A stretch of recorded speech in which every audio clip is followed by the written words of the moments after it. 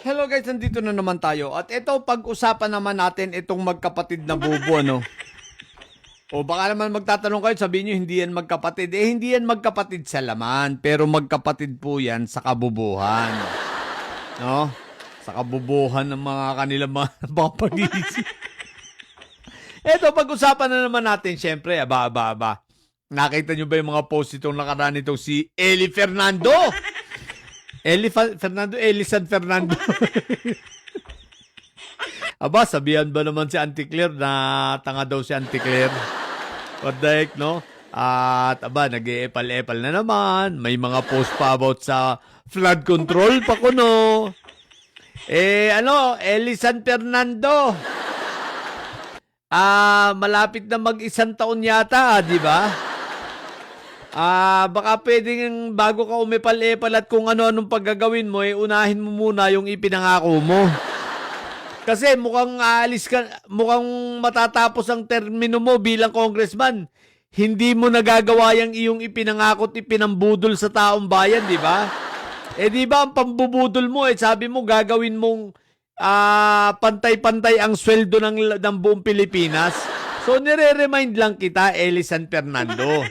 Baka kasi makalimutan ng taong bayan, no, lalo na yung mga nagboto sa'yo, na kaya ka ibinoto dahil gamit na gamit mo at sinamantala mo yung kahinaan ng mga manggagawa at yung kahinaan ng iba na hindi talaga lubos na nauunawaan ng katotohanan na binudol mo, na sinabi mo na papagpantay-pantayin mo ang sweldo sa buong Pilipinas.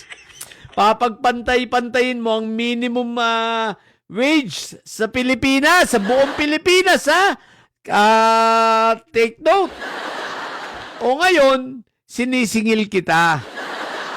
Sinisingil ka namin. Anyari na.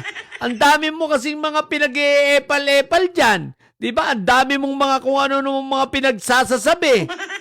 Unahin mo muna yung dapat mong unahin. Wala kang pa nga napatunayan kahit isa O sasabihin mo na lumalaban ka para sa mga karagdagang sahod. Bobo!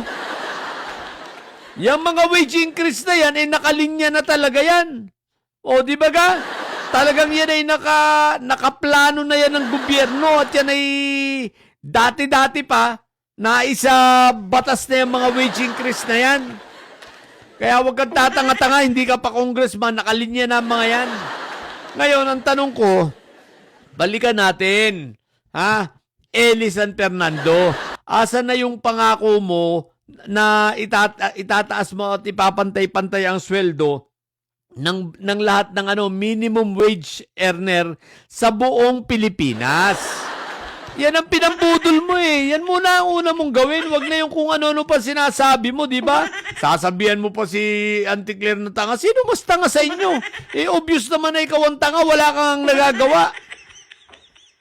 Bilang congressman, bilang mambabatas ngayon. Di ba puro budol ka lang? Di ba? Puro yabang ka lang. Simula nung magkasama kayong magkakapatid at mapasama kayo kay Libis ni Libintador at malangisan ng bunganga ninyo pare-pareho di ba? Nagkaganyan na kayo ito si Tinyo matik na yan. Matagal nang humihigop ng mantika yan. Diba? Matagal nang humihigop ng mantika yan sa mga ibang mga grupo, lalo na yung mga gusto magpabagsak sa gobyerno at may mga hangaring maging komunista ang ating bansa. Pero ganun ka rin naman, Elisan Fernando. Diba? Kumbaga, isa ka rin naman na may pagkakomunista, wag mo nang itanggihan. Dahil obvious naman at alam naman, pati, diba? Yung iyong mga pakikipaglaban ko, no? Gamit na gamit mo Ginamit mong mabuti yung ginamit mong mabuti yung mga manggagawa. O ngayon, nasa na, wala kaming nakikitang direksyon sa yung sinasabi. Wala nga palatandaan na kahit katiting rito ay matutupad dito Diba? So, very obvious na ikaw ay nambudol. Very obvious na ginawa mong tanga-tanga yung mga bumoto sa'yo at yung mga manggagawa, mga malilit at mga ordinaryo nating mga manggagawa, mga kababayan, ginawa mong tanga.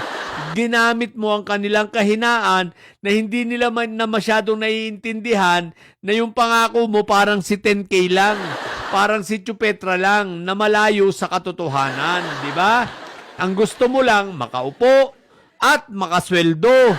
Makasweldo ng pera ng taong bayan, di ba? Kung talagang matapat ka nga, sige nga, San Fernando, gawin mo nga, sabihin mo na yung iyong sweldo, hindi mo kukunin. Pati lahat ng mga perks ng isang congressman, hindi mo kukunin hanggat hindi natutupad yung pinangako mo.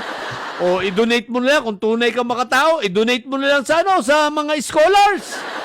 O, makatulong ka pa, 300,000 din yan, ha?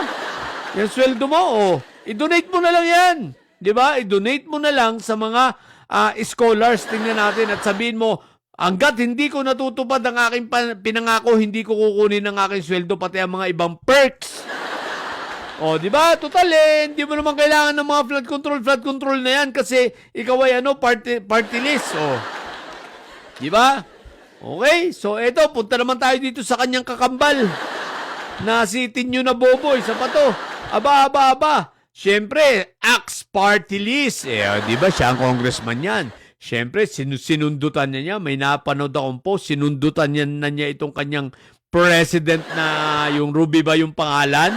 Yung pinalo ko ng tsinelas sa kabubuhan. Yung pinalo ko ng tsinelas sa sobrang kabubuhan. Aba, pati si Tinyo nananawagan na. Mag-sorry daw si Auntie Claire. Ano ka, Tinyo? Siraulo ka ba? Ikaw nga hindi marunong mag-sorry. Si Auntie Claire ba pagsusurihin mo? Nag-sorry ka na rin ba? Tulad ng sinabi ko rito sa presidente mong si Ruby? Nag-sorry ka na ba sa mga tao at sa mga magulang ng mga batang inabuso, yung iba namatay, yung iba pinapunta nyo sa bundok at nasira ang kinabukasan? Yan ang tanong ko. Nag-sorry ka na ba ron sa mga yon na hinayupa ka? Di ba? Nag-sorry ka na ba sa panluloko mo sa taong bayan na ayaw mo pang amining ikaw ay isang NPA? Sabihin mong hindi ka NPA, hindi mo nga kaya tulagsayin Obvious naman, NPA ka. Di ba? Nag-sorry ka na ba? Tapos ang sasabihan mo na mag-sorry si Auntie Claire. Bakit? Anong nagawang mali ni Auntie Claire? Ang pagkakamali lang ni Auntie Claire, no? Hindi, wala kang pagkakamali Kumbaga, sadyang bobo lang kayo. Sasabihin ko sana, ang pagkakamali lang ni Auntie Claire, hindi niya na-anticipate na marami palang mga bobo, no? Pero hindi pagkakamali yun. Mabuti nga, at least nalaman natin, lumabas sa lungga, lumabas sa kanilang kuweba kung yung mga bobo, mga mahina ang comprehension ng mga teacher. Kaya ngayon, bagsak ang ating education system, ano pang aasahan natin? Kung sa isang simple at Tagalog na pangungusap, hindi naiintindihan ng mga guro. Guro na mismo, teacher na, ang hindi nakakaintindi. Ilan? Hindi lahat Uulitin ko, hindi lahat, ilan. Sabihin nyo na naman, nilalahat ko.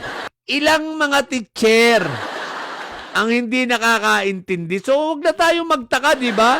Isipin mo kung yung mga yan ang mga teacher ng ating mga anak ay nakapurudi. Kaya kayong mga bobo at mahina ang comprehension ng mga teacher, magsipag-resign na kayo. Hindi kayo nararapat na magturo sa inyong kabubuhan. Mahahawahan nyo pa yung mga bata, mga hinayo pa kayo. Di ba ga? Kaya ikaw, Tinyo, huwag kang tatanga-tanga. Di ba? Ewan ko, tsaka huwag kang nagpapa-interview kay Pinky Web ng lasing. Nagpa-interview kay Pinky Web, lasing ang putik na yan, si Raul. Di ba? So, yun lang. Itong kambal na magkapatid. Parehas bobo putik. So, mga bobo didinis dyan, nakagaya nitong dalawang ito, ha. Manatili kayo mga bobo at may sayad sapagkat ang may sayad ay laging high blood. Bye! What the heck?